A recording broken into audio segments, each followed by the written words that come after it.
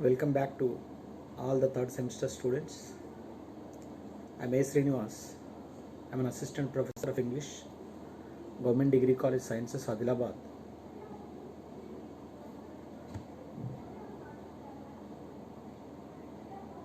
Today, we'll take a look at an important question: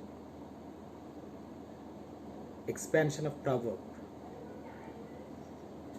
Expansion of proverb is the topic for today's study, and this is a question for semester end examination of third semester, and it carries 10 marks.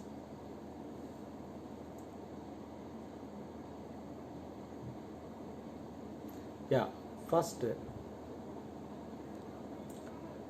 let us know what a proverb is. Then we can talk about how to expand the proverb. In the examination, you will be given a proverb, and you are supposed to, or you are asked to expand it into a passage or a paragraph. So first let us know what proverb is. A proverb is a short, well-known statement that gives practical advice about life, says Macmillan Dictionary. In Macmillan Dictionary, the meaning that is given for proverb is a short, well-known statement that gives practical advice about life. So you have to keep in 2 points as far as the meaning of proverb is concerned. A proverb is a short, well-known statement. Is a short statement. It is a well-known or famous statement that is known to many people, and it gives practical advice about life. It is a statement. It's not only a short and well-known statement, but also the one that gives practical advice about life. That is, a proverb gives a piece of advice. That is, if you know a particular proverb, you can draw a lesson from the proverb, and you can apply that proverb to situations of life. For example, let us take a look at a following famous proverb. All the glitters is not gold. All the glitters is not gold. This is a famous proverb in English language. In each language has its own proverbs. So this proverb is often heard in English language, and it is all the glitters is not gold.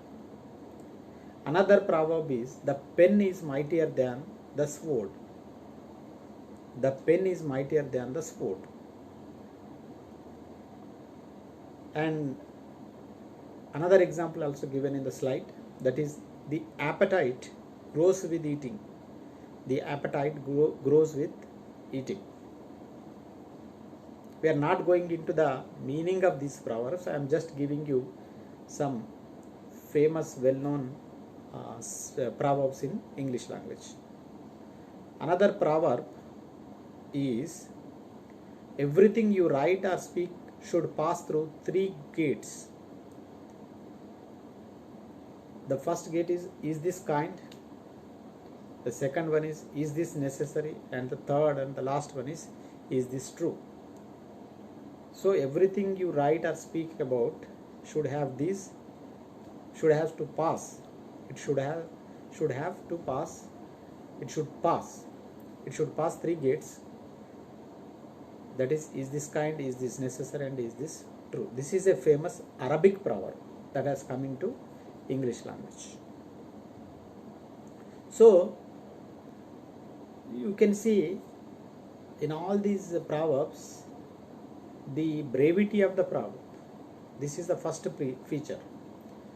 Proverb is a short statement, is a catchy, pithy statement easy to easy to remember easy to remember, and it also gives practical useful piece of advice to all of us.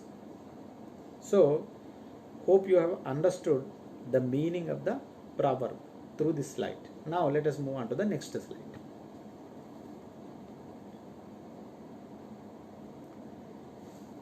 Here you can see further the meaning of the proverb is further explained. So a proverb contains wisdom, lot of wisdom, and wit. A proverb contains wisdom as well as wit. So if you see, wit means clever use of words, whereas wise comes from wisdom. So it is a wise and witty saying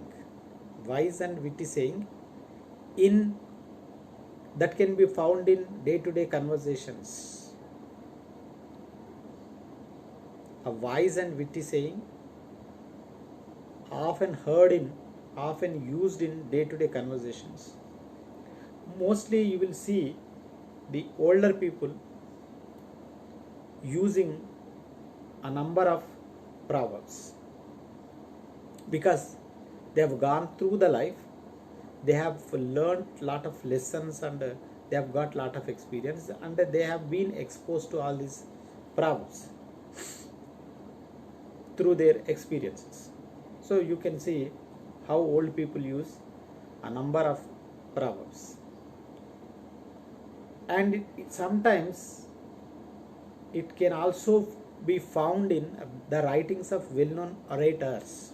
It can also be found in the writings of well-known orators. Well-known writers also, speakers also use these proverbs in their speech.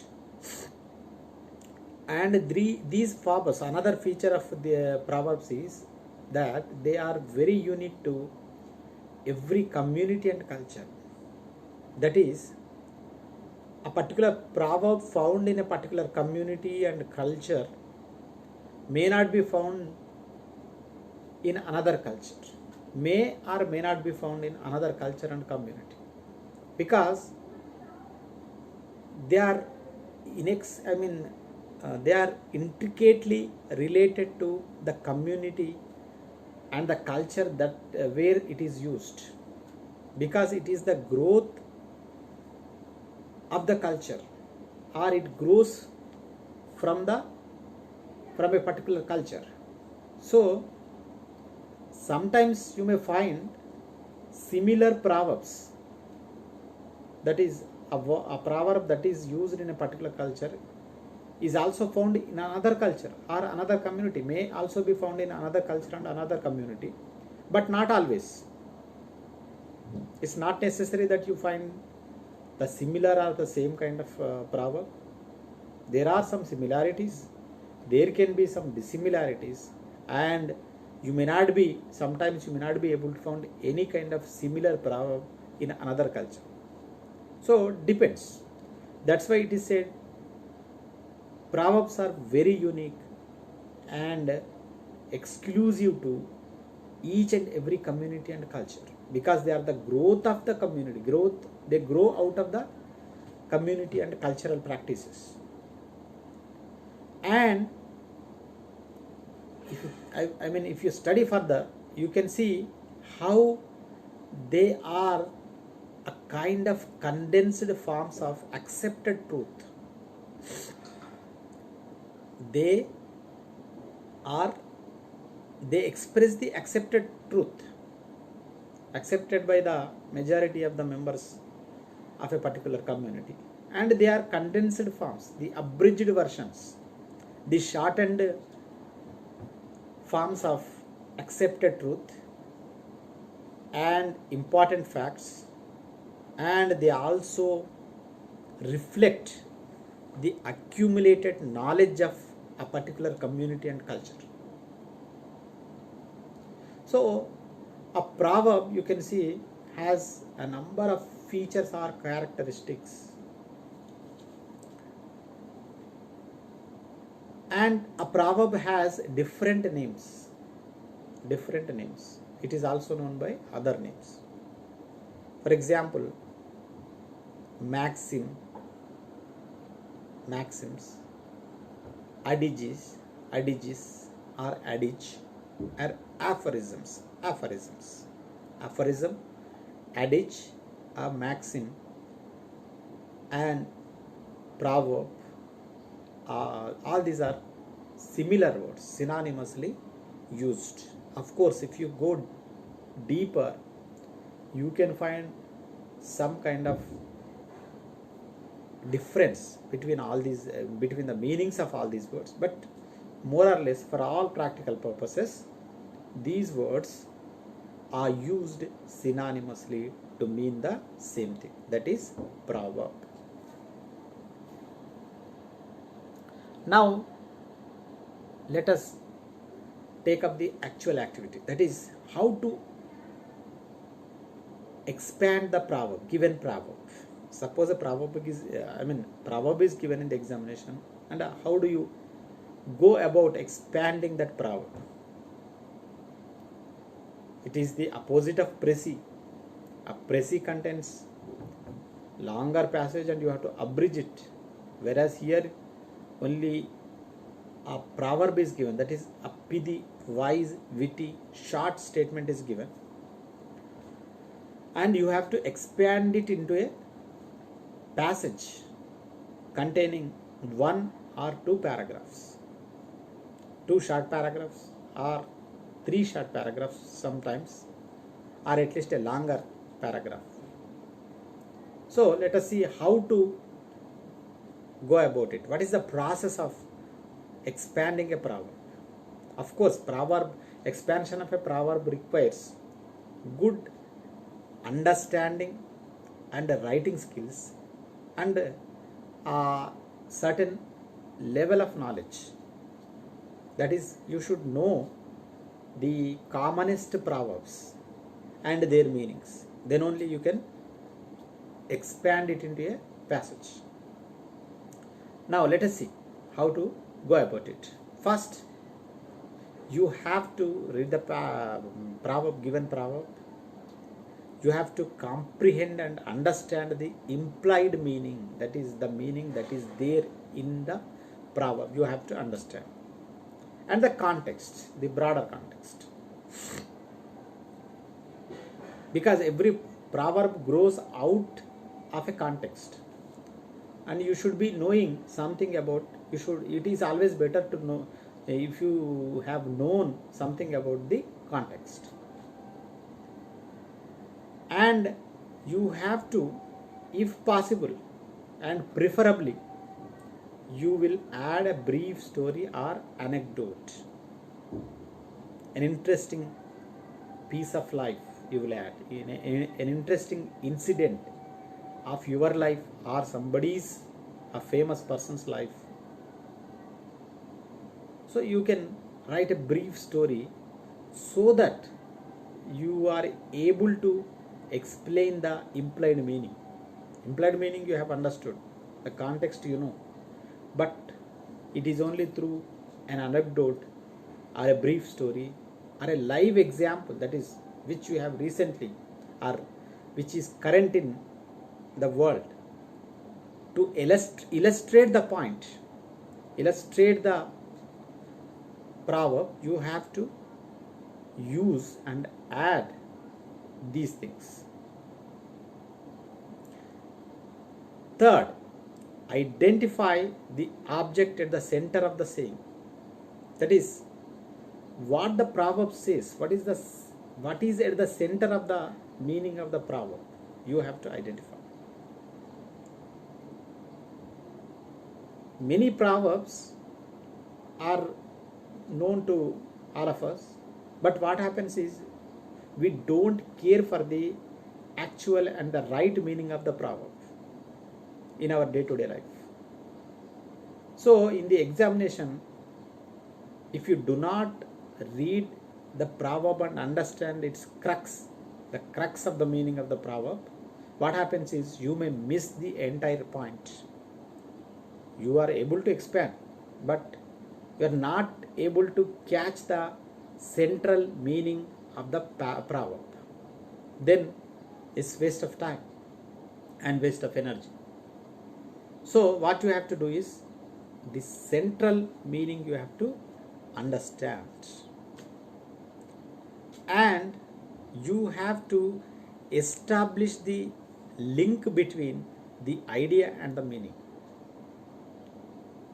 Of course, you have understood the idea, you are able to elaborate and illustrate the meaning.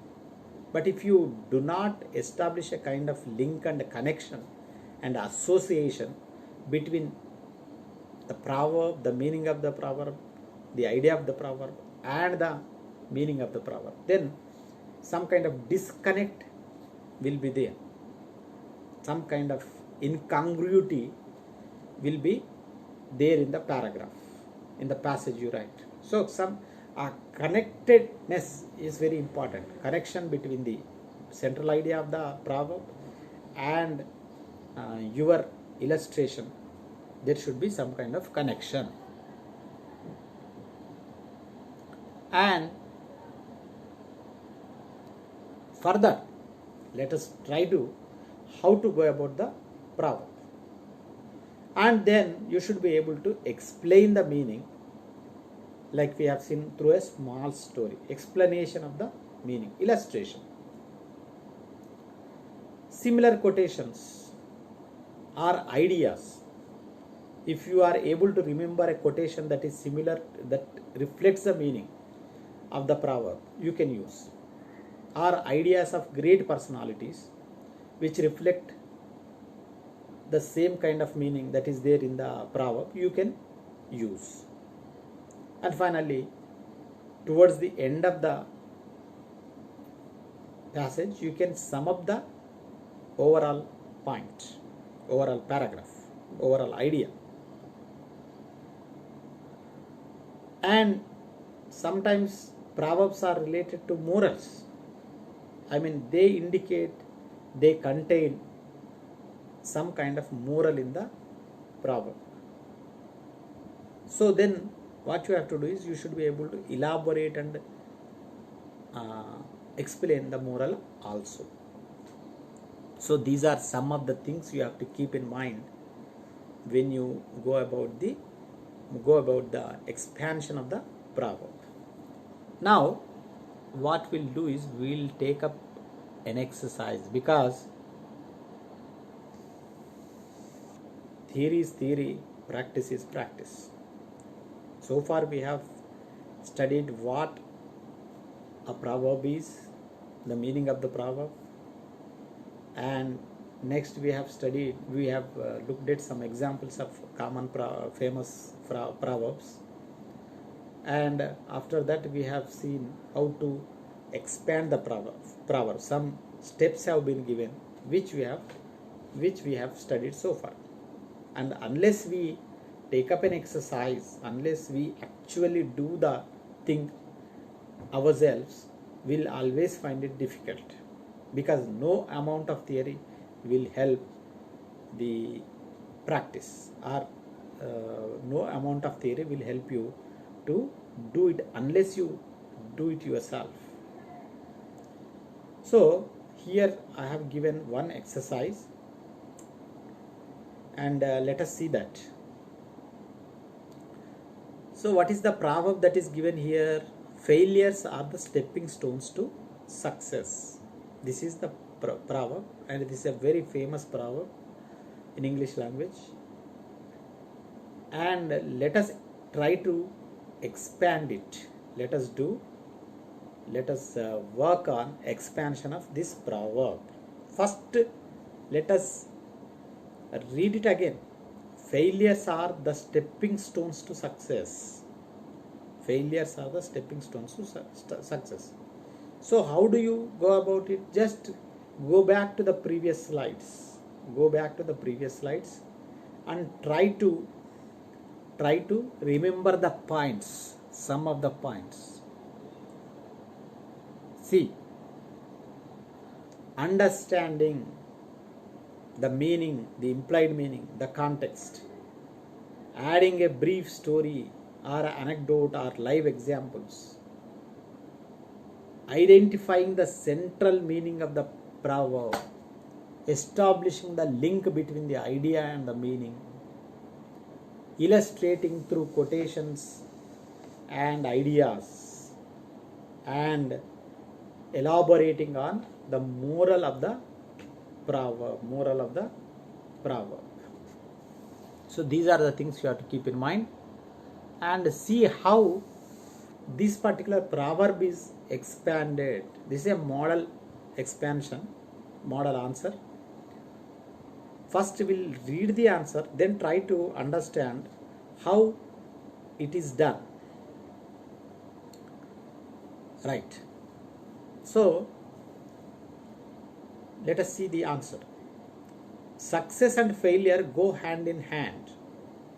We know that success gives us a sense of joy and pride, whereas failure discourages us.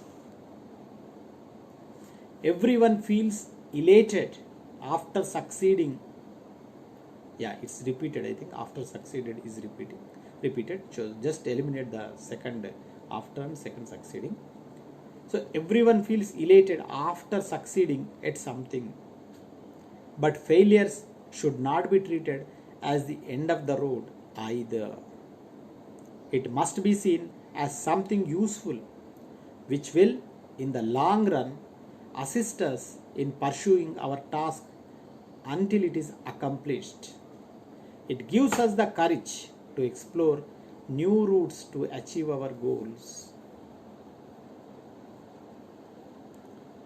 Nobody can escape from failures, but one should be open-minded enough to duly examine the reason behind the failure. In the next attempt to get success, one must take the right step after due introspection.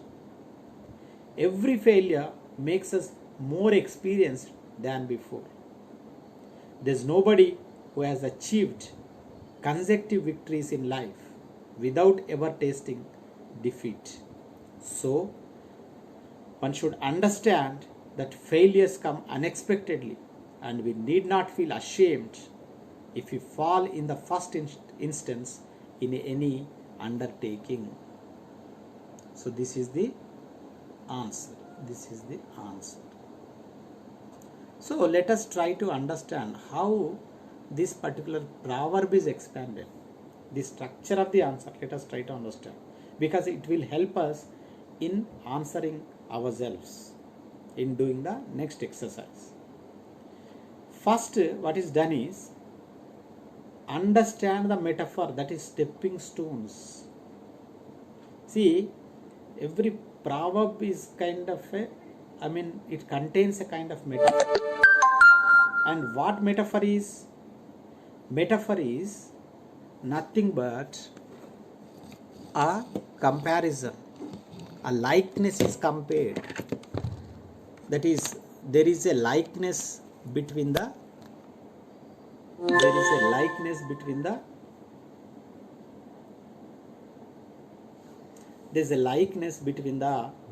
two objects, suppose, and the two objects are compared. It's a direct comparison. A metaphor is a direct comparison. For example, let's take, he is a star in the family. He is a star in the family. In this sentence, you find a metaphorical comparison. And what is the metaphor that is used? Star. So, the quality of stars, the quality of a star, the shiningness, the brightness, the activeness, all these qualities are given to the person. So he is a star in the family, or it means that he is like a star in the family. So here Star is a metaphor. So in the same way, saying proverbs contain sometimes a metaphor. So there will be a metaphorical metaphorical comparison in the proverb. So what you have to do is, if there is a proverb, you have to understand. If there is a metaphor, you have to understand the metaphor. And here in this sentence, failures is not the metaphor, are the stepping stones. This is the metaphor. So failures are compared to stepping stones. Failures are compared to stepping stones. Failures, it says that failures are like stepping stones to something else. So the metaphor that is used in this proverb is stepping stones. Stepping stones. And what is meant by stepping stones? A stepping stone, singular, is used singly or in a series. That is a series of stones. A series of stones on which to step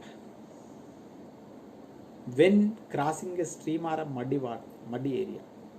Suppose there is a stream that is flowing and you have to cross it. You have to go across the stream. Then you use a series of stones, and one after the other you put your foot on the stones and try to go across the or reach the other end of the stream. So here the stepping stones are the metaphor. Wonderful metaphor. So what the proverb says, or you take example to understand it further. It also means that stepping stone also means that an action or event that helps one to make progress towards a specified goal. That is, in the same way as you use stepping stones, a series of stepping stones to reach another end through a muddy area or stream, in the same way, different kinds of actions, one after the other, a series of events and actions which help you. If you take up a series of activities, if those activities take you to the specified goal, to your specified goal, so those activities are called stepping stones. And here failures are compared to stepping stones. Failures are likened to, are compared to stepping stones which help you to reach a specified goal. One example that is given here is where you can see how stepping stone is used. The school championships are a stepping stone to international competition. So the local competitions, the school level competitions are like a stepping stone. You step on in a series and keep on progressing, and finally you reach your destination or goal. So this is the metaphor here that is used in the proverb. So first thing is, once you understand the metaphor, once you understand the central comparison, once you understand the crux of the meaning of the proverb, half of your job is done. It is often said in English that a good beginning is half achievement. A good beginning is half of the achievement. Half work is done. Yeah, this is the first thing. That is understanding the metaphor.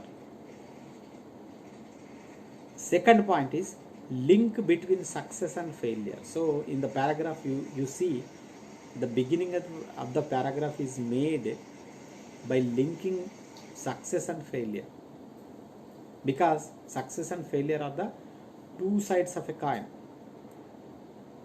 two sides of the same coin. So here you can see in the paragraph how The paragraph begins by linking the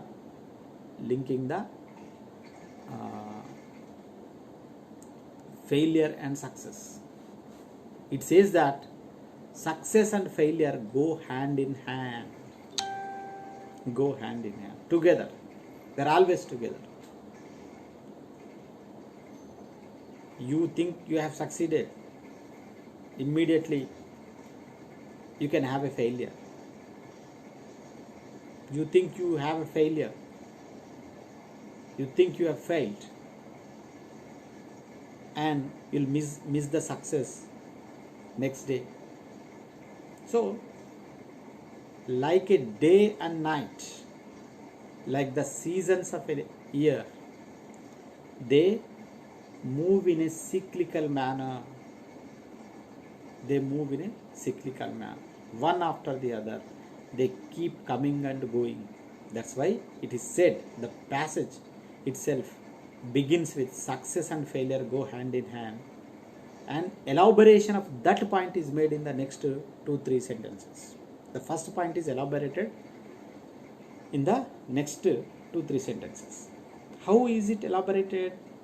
We know that success gives us a sense of joy. Success, what is the result of success? Achievement, feel of achievement. The joy, the sense of joy. You feel happy when you succeed. And you feel proud of yourself, your abilities, your work.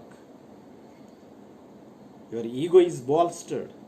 Your ego is strengthened.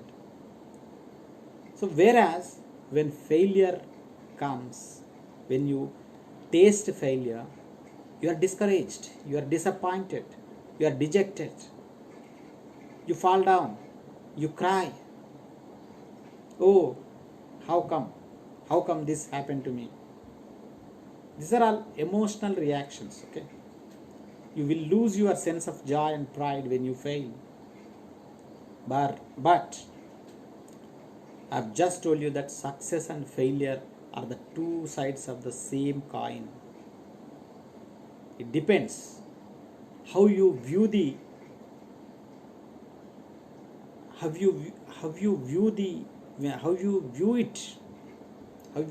a particular result. You view something as success, and after some days what happens is the same thing turns out to be a failure. And sometimes you think you have failed, but after a few days it can turn out to be a success. So depends. It depends upon success and failure, depend upon your interpretation to the actual things. So everyone feels elated after succeeding at something, but failure should not be treated as the end of the road. If you have failed, it means that you have learned something. It's not the end of the road. Great personalities, before tasting success, before reaching to a particular level, they have failed a number of times. You can take any number of examples. For example, Dhirubhai Ambani, the owner of Reliance Industries and Reliance Companies, began his career as a seller of bhajis. He started selling bhajis. He started his career.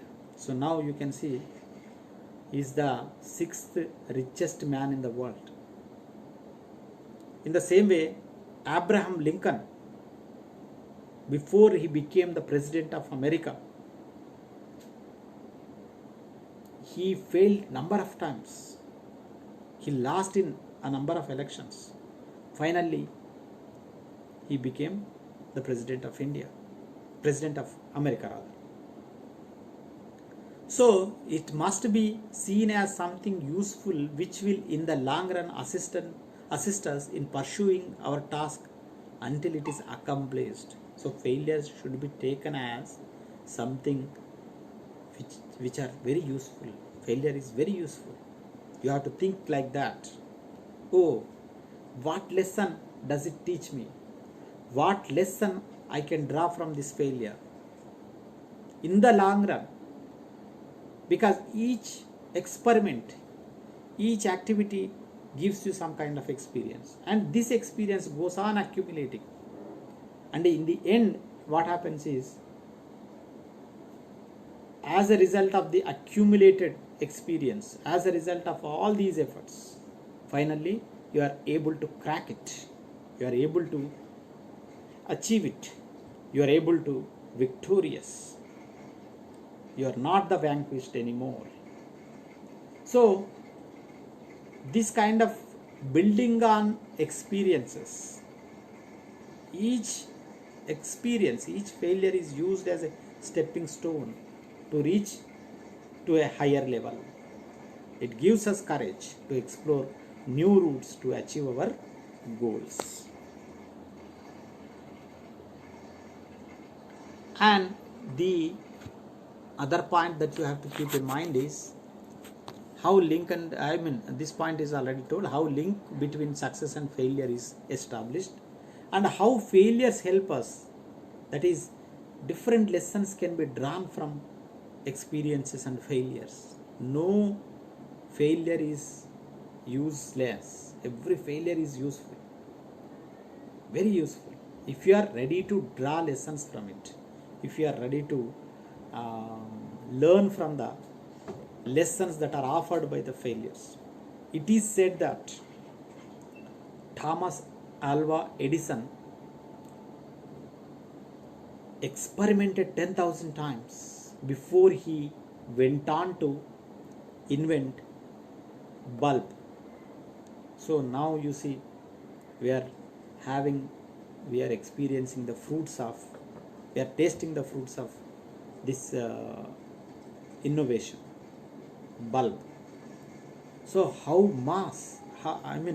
much he had that kind of patience, Thomas Alva Edison. So every invention and every discovery is made after a number of experiments. After a number of experiments, we should not be discouraged and disheartened just because we have not got what we want. Sometimes success is hidden, it's not visible. You have succeeded, but it's not visible to you. It will be visible after some time. And finally, in the paragraph, if you see how the inevitable nature of failure is given, nobody can escape from failures, but one should be open-minded enough to duly examine the reason behind the failure. So as you experiment, as you go through the failures, what happens is you are able to identify different ways of how you can succeed in future. That is, if you are open-minded, you have to keep your mind open. If it is closed, if it is narrow, you can't understand why you have failed. You have to pinpoint the reasons why you have failed, and in the next attempt your success is guaranteed. If only you learn the reasons, if only you learn why you have failed. So you can introspect yourself. Introspection is very important. Failure is not, most of the times we blame the situation, the context. We blame the others for our failures. But blame game is very bad. You have to stop the blame game. You have to introspect yourself.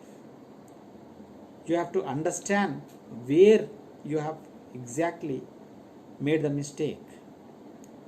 So it is in English, it is another proverb that is there: a bad worksman blames his tools. This is a very famous proverb that is very suitable to this context. A bad workman blames his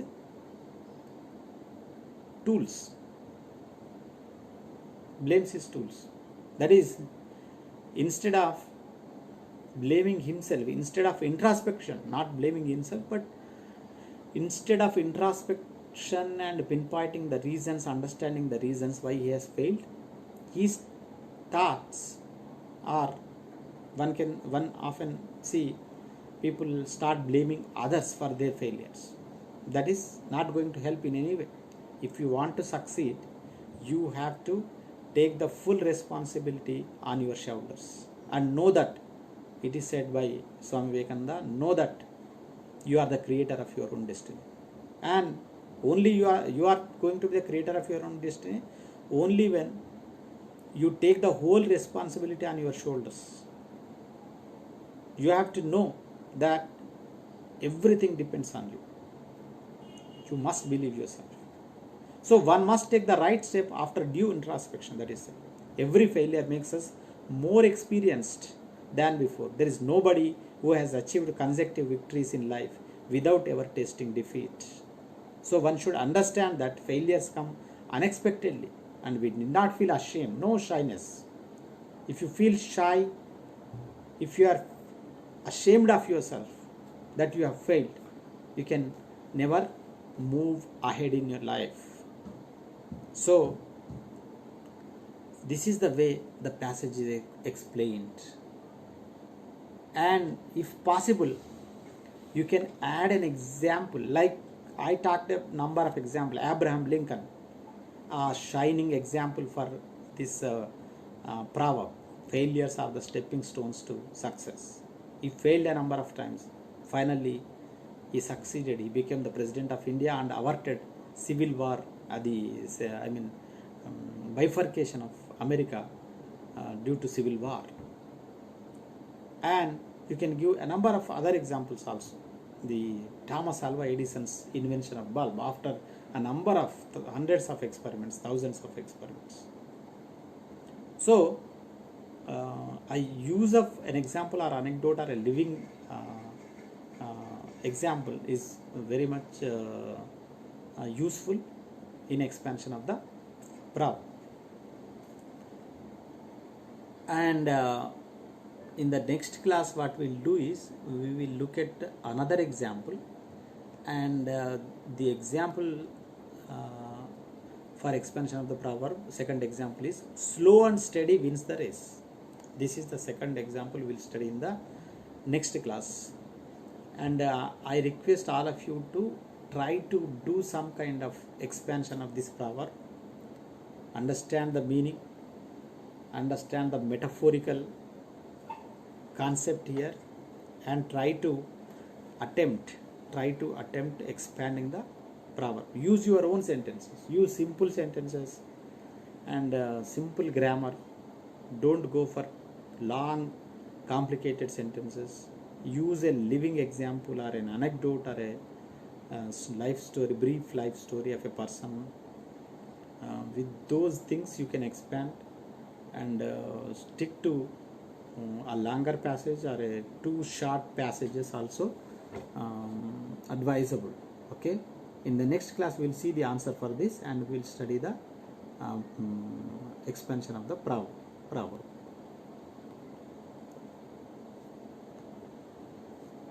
So hope you have enjoyed today's class.